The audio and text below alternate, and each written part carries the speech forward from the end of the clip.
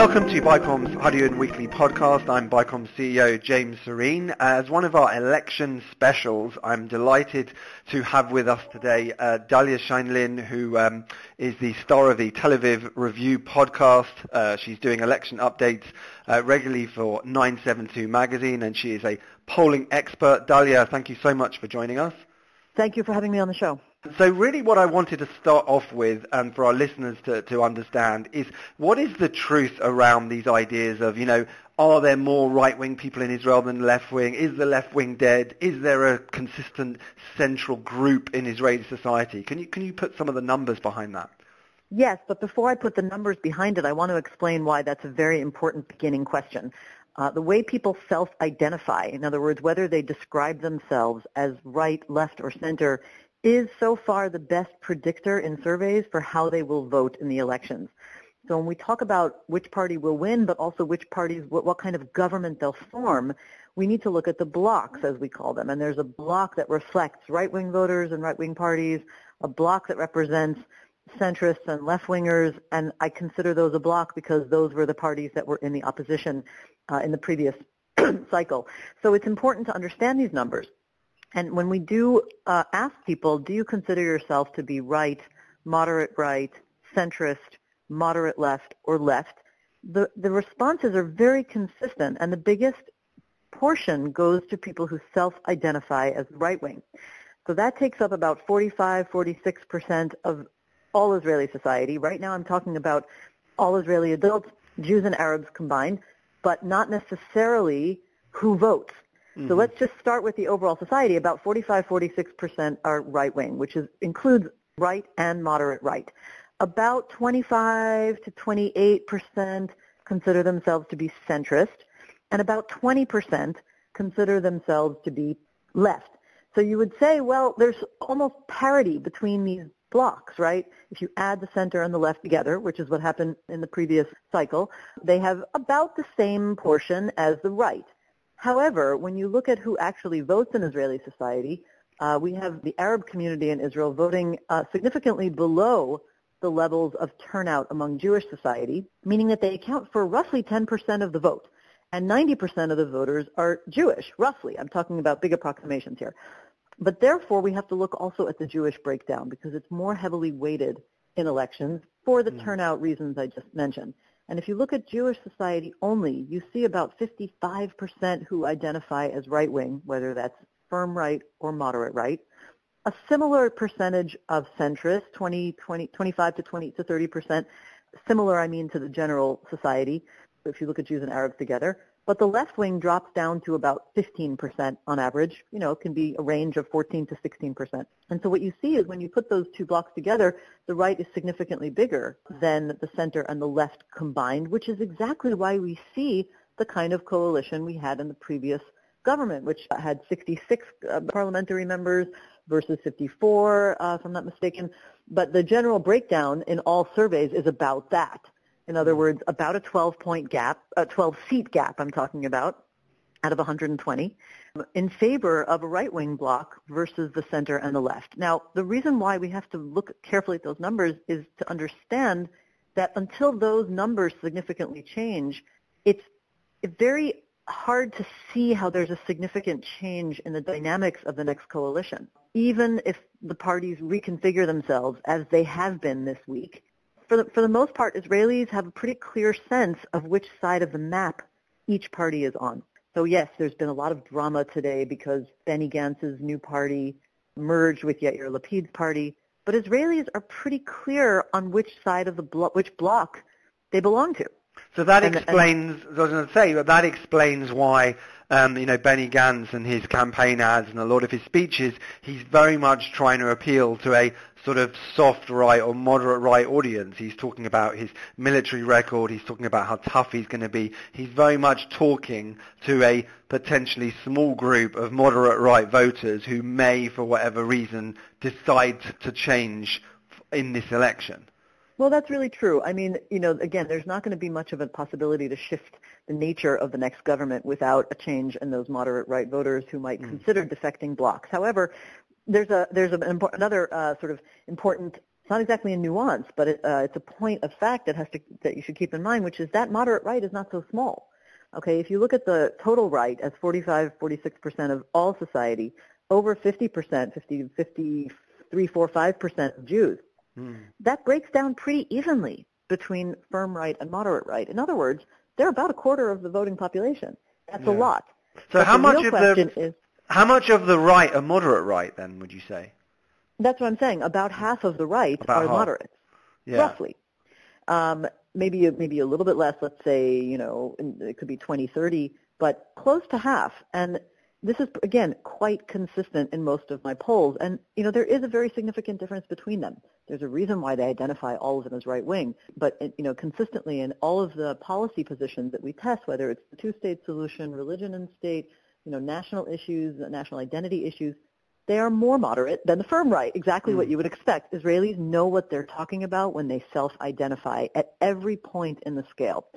So the question is, how many of those would consider A, shifting parties at all, B, shifting parties across blocks? And that is where you get to the small portion that you accurately pointed out, because, it's always a small portion of people who change their vote to begin with. In Israel, maybe it's higher than in some places because our parties keep changing. But that's where we're all guessing. And I imagine it is, quite a small portion who would consider changing blocks. You're right that Benny Gantz has reached out to them by what he thinks, I suppose, is the best way of doing it, which is emphasizing how many people he's killed in Gaza, both terrorists that have been assassinated or targeted, I should say, or neighborhoods that have been destroyed, which were the subject of his two of his ad campaigns. They were famous or infamous, depending on your perspective. And he seems to think that that will appeal to the moderate right. If I was his strategist, I wouldn't be so sure. It seemed to be a rather primitive kind of appeal. But he certainly knows that without those people shifting blocks, not only shifting parties, but shifting blocks, there won't be a chance of a different kind of government, even if his party does very well. It could do very well at the expense of labor and merit. Yeah, I mean, that was going to be my next question about the truth of, just the vote shifting within the centre-left bloc, and no one's really migrating from right to the centre. But my question was going to be, there's a picture today on Twitter of three former chiefs of staff of the Israel Defense Forces, Gabi Ashkenazi, Moshe Ya'alon, Benny Gantz with Yair Lapid. Does that kind of unity by three such former senior figures in the IDF, does that appeal to that moderate right? And how much does that force people, do you think, to think, will I still vote Bibi? Or is that allegiance to Bibi and that allegiance to the Likud, which has been so solid in the polls all the way through, always getting somewhere between 28 and sort of 32 seats, is that going to change? Is that going to have an effect? Well, you're asking me to, make a prediction about something where we really, it's a bit of uncharted territory. We haven't seen any new polls that actually test what that, banding together of generals or ex-generals does to the voter. All we've seen are polls that test it hypothetically. And up until now, it's been hypothetical. And I always caution against, placing too much interpretation on polls that ask voters how they might feel in a hypothetical situation of the future. Now the situation has happened, but there haven't been any new polls. As you point out, Likud has been very stable. However, political analysis and instinct, which I can say with some authority after working on 5 election campaigns here, says that Netanyahu is facing certain vulnerabilities. Okay, obviously there's the question of the Attorney General and whether he'll decide to indict him and what that will mean. But in terms of his political positioning, Netanyahu has had the exclusive territory of being Mr. Security. He has had the exclusive right to that brand in Israel. He is Mr. Security, the right, no matter how much they say, oh, he's annoying and everybody likes to sit around and criticize him at the dinner table. The fact is the right wing feels safer with Netanyahu. However, that becomes not such an exclusive image when you're facing down 3 different ex-generals. One of them was a recent chief of staff. 2 of them were recent chiefs of staff. So, you can't claim that he now towers above everybody in the same way. And anybody who's voting just based on security will, let's say you need a voter who is both skeptical of Bibi, annoyed by the ongoing corruption charges, tired of his populist leadership, but might have continued voting for him for security reasons, who now would reconsider and possibly vote for Gantz. But that's a very small subsection, because I personally, from what I've seen of the Israeli, electorate, and specifically people in the center right and further right, is that those who support Netanyahu see him also as a statesperson. They see him as a very savvy politician, and the one area left where Netanyahu has an exclusive, strong image in the Israeli mind is his foreign policy, his statesmanship, his ability to speak American, and he even knows how to speak Trump. And I think that they see him constantly on overdrive, building relationships with new countries, shaking leaders' hands, and he is very reticent on saying what his end game is with the Israeli-Palestinian conflict, but he never fails to mention how important it is that he's opened up relations with Chad, and that he's close with Narendra Modi from India, and that he has, held meetings with Putin, even though we saw that he postponed a meeting with Putin this week. But even that is a strange sign of confidence. He knows he can postpone a meeting with Putin and then possibly, I suppose, hold it some other time. I mean, people see him as somebody who really can maneuver the global situation. And so I don't, honestly, it becomes harder to see that people were voting for him only for the security image. It's as if he held an exclusive claim to security in the past, but people weren't voting for him exclusively for that reason. And that's why I still don't have strong evidence to see why people would leave Likud en masse when they've been so stalwart about supporting him in the polls ever since the 2015 election. So what about another question, and I'm asking you to speculate again, but bear with me. So if the Attorney General says he's going to begin an indictment process pending a hearing, and he makes that announcement, in the next week or so, and you actually hear the Attorney General say that, and then there's going to be this leak of all this material from the investigation. We don't know what exactly it's going to be, whether there'll be Netanyahu's own words saying things that are incriminating. But still, if the Attorney General comes out and says it, do you think that will turn off some of those moderate Likud voters? Again, it's certainly a gamble to try to predict what will happen, but the only thing I can say as an analyst is that based on previous evidence, I'm not convinced that there would be a mass defection, because the only thing we've even had that comes close to this situation was the recommendations by the police in February that he be indicted on 2 of the cases, and then a later recommendation back in December that he be indicted on a 3rd case. And what happened after February was that Netanyahu's polls rose. They were hovering in the mid-20s at that point, 25 to 28 seats. They then went over 30 seats and basically stayed over 30 seats, and now they're averaging about 30 seats.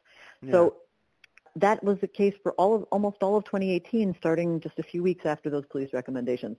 So unless the recommendations have a dramatic twist, I mean, even within the idea of the Attorney General recommendation, there is a range of the severity. There are 3 cases open against him. We don't know if he will recommend indictment on all of them, and if he will recommend indictment on the most severe charges. He might be charged with the more minimum charges.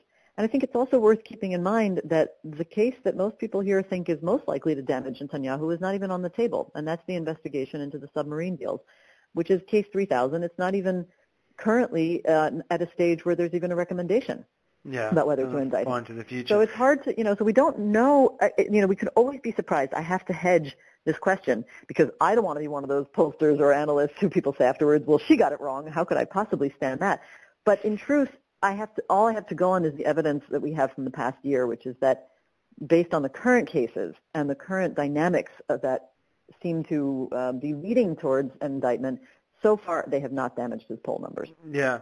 So my other question was going to be about the this merger between Jewish home and what we say in English Jewish power that Prime Minister Netanyahu has been behind the scenes sort of trying to pull together so that those votes are not lost, so that these small parties that don't get the 3.25% threshold, they don't get into the Knesset, the votes disappear. He wanted these 2 small parties to unite, and this has been very controversial because the Jewish Power Party, some of the key activists and leaders are supporters of Rabbi Meir Kahan, and the Kach Party, which is a banned terrorist organization in many countries, has a racist ideology.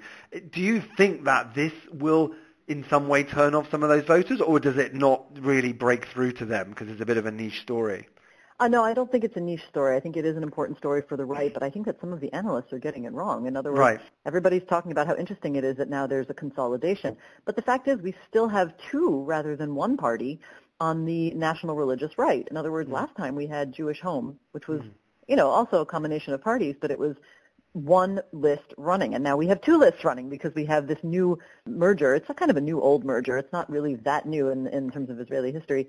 And the new right, as they're calling themselves, Naftali Bennett and Dahlia Scheindlin. And so their vote is still somewhat divided.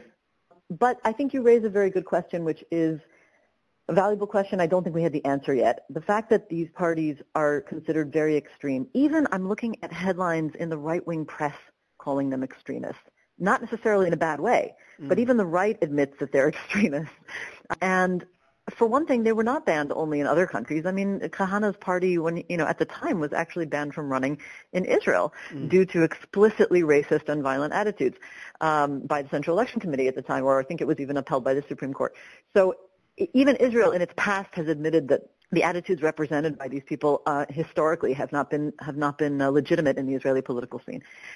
So the question is, are there people who would have been Likud voters or other parties considered on the moderate right, or even parties who would vote for the new right, Bennett and Shaked, but people who are not with the far right, who will say, if I support any party in the right-wing bloc, I'm going to have Michael Ben-Ari as a minister in the next government, who's one of the figures who represents these parties. I don't want that, therefore I'm going to defect to the center bloc, which is what somebody on the right would say. They would never tell themselves they're defecting to a center-left bloc.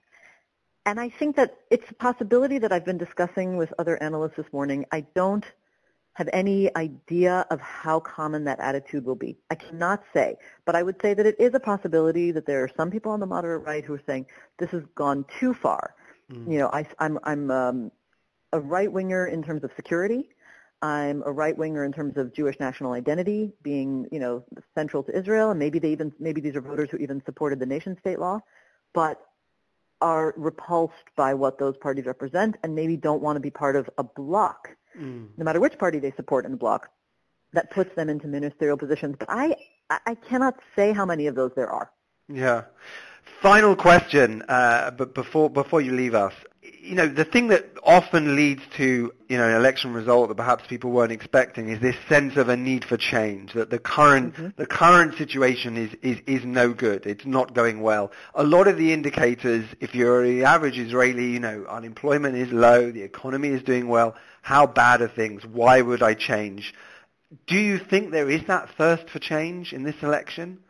Can you feel it? There is a power. The country is very divided. It would be a mistake to look at the entire Israeli society and say there's a shared feeling. Like America, we are talking about an extremely divided country like Britain. I don't have to remind you what it means to live in a deeply divided society with two major worldviews that are competing and almost zero sum. There are certainly more than two, but I mean there are two basic camps. People who, within their variations, can pretty much place which camp they're in.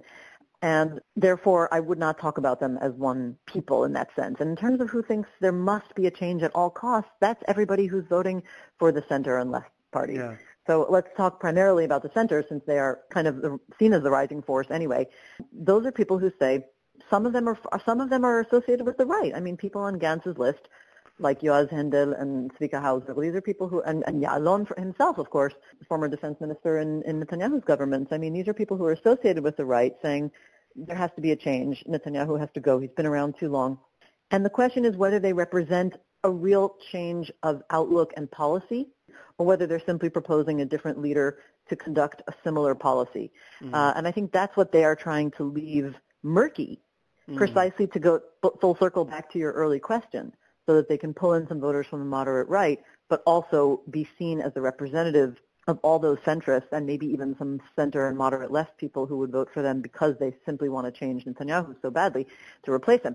On the right, people see things very differently. The polls are entirely split on this when we ask the question about what direction is the country going in? Are things going well or are things going poorly? It's a very standard question. It's a very general question. And on the right, people are sitting pretty. We have majorities who say that things are going just fine. Sure, the country's not perfect. Sure, there could be fewer social gaps and lower cost of living, but, no country's really solved that. All things being equal, they feel like the country's doing pretty well, and they're proud of its achievements. And those are the kind of people who are essentially preservationists. Now, what's interesting about that is that Netanyahu is running very, very powerfully on a fear campaign. He's trying to make people who feel essentially comfortable extremely fearful. And he's portraying, on the one hand, how wonderful his achievements have been, while simultaneously trying to portray that it's all at risk, it's all precarious and fragile and could fall apart entirely. The country could collapse if there is a left-wing government, which is exactly what he's calling Gantz and now Lapid. Mm. Well, that's his worldview, isn't it? It's all very precarious, and we've got to be strong. Otherwise, it's all going to fall apart. That's how he sees history. You could certainly argue whether that is really his worldview or whether it's his political strategy, but in Netanyahu's case, it's, I would say, a fair guess to say that it might not be that different. In other words, political strategy and worldview might really be one and the same for him. Yeah, absolutely. Dahlia, thank you so much for your time. We will leave it there. I hope we can speak again before the election, but that's been fantastic. Thank you so much for joining us. My pleasure. My pleasure. Thank you. Good luck. Bye-bye. Take care. Bye-bye.